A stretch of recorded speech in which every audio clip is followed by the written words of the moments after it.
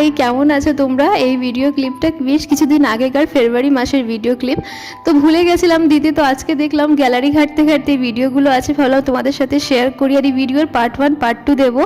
নারকোল কোড়ানো আর খেজুরে গুড় দেখে তো তোমরা বুঝতেই পেরেছো পিঠে পুলি হচ্ছে, দুধ পুলি করা হচ্ছিল। আর আমার না গরম গরম নারকোল কোড়া ভীষণ ভালো লাগে, তো মাকে বললাম একটু দাও আমি খাই।